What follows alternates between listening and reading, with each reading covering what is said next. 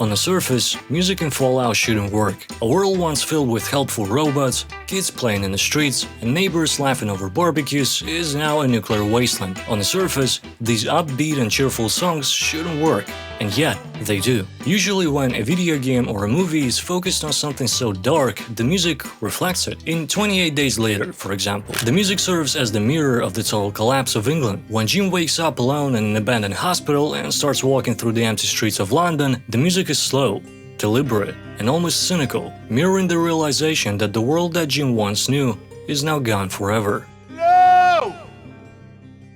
The iconic theme, In a Heartbeat, fills me with more dread than the worst George Lucas director's cut. The song is built on repetition. It slowly builds into the final explosion of dread and hopelessness, the dread of realizing that the world you knew is gone, and that surviving the new world may not be worth it. Even when Jim finds other survivors, the music never fully releases that tension, because there is no going back. There is no magic switch. His family is gone, society has collapsed, and the future is bleak. Murphy's work complements that rollercoaster of emotions perfectly.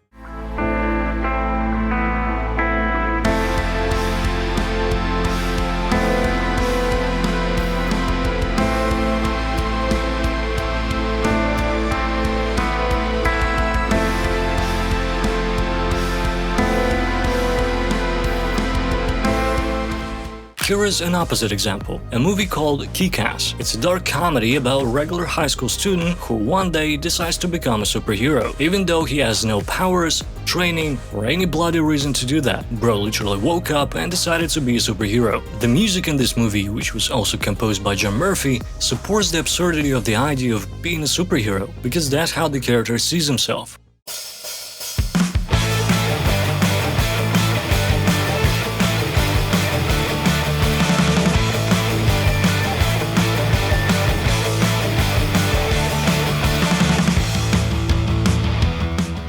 In both cases, the music mirrors the emotions of the story. Whether it's a heartbreaking apocalypse or a violent comedy about delusions of heroism, the soundtrack aligns with what the narrative wants you to feel. But Fallout, well, Fallout does something very different. Instead of reinforcing the feeling of despair and dread, it throws the rules and expectations out the window. It puts the hopeless nuclear wasteland in direct contradiction to the cheerful, upbeat music with deep lyrics. On the surface, that shouldn't work. A nuclear wasteland with death around every corner shouldn't be accompanied by love songs, right? The only time when the music in Fallout should technically feel right would be before the Great War, but it doesn't. On paper, the world seems to be a happy place, with flying cars, helpful robots, and energy solutions we can only dream of. But while people were driving their fancy cars to their jobs, planning barbecues with their friends, and listening to upbeat music from the 40s and 50s, the world was slowly falling apart. In 2051, the United States invaded Mexico because resources across the world were depleting. Inspired by the actions of the United States, the European Commonwealth invaded the Middle East, but they were way less successful. So much so that the United Nations collapsed and oil prices skyrocketed across the world. Ironically, all while the cheerful music kept playing. Nice. Just call me baby. Call me baby. Yeah.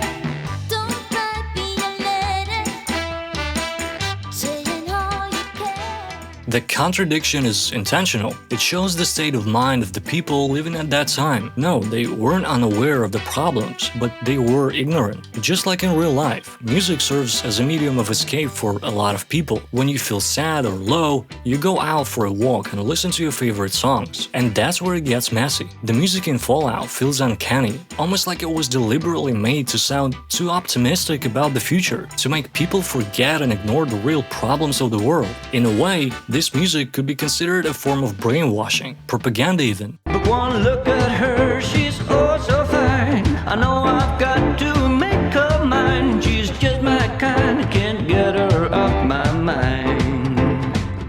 She's my kind of woman.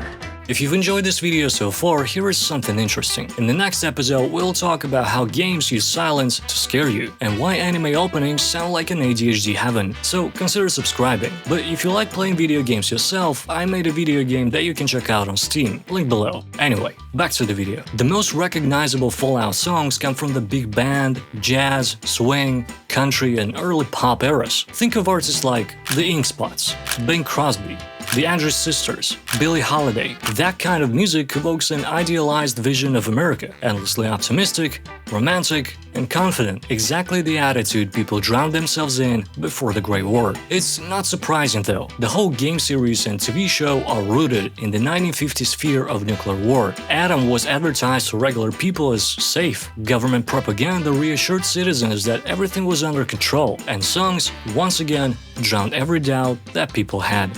Or at least try to. After the Great War finally happened, the illusion fell apart instantly. The optimistic future that people used to sing about in the songs was now unattainable. Instead, people were left with a nuclear wasteland, fending for themselves while trying to rebuild society. What's interesting is that at first, the music actually does fit, at least in the TV show. As you know, different vaults were made to conduct different experiments on people. Each had a different agenda, different ways of treating people, and most importantly, different ways of raising the next generation. Lucy is the perfect example of a person raised in a vault. She is optimistic, a little bit naive, and was raised on idealized stories about the past. To her, the wasteland is an abstract concept, at least at the beginning of the show. But the moment she steps outside, her worldview collapses. The music doesn't change, no, but her perception of the world does. And that's when the music stops feeling comforting and starts feeling ironic. Anyway, after the war, those songs never actually disappeared. They are now played on radios,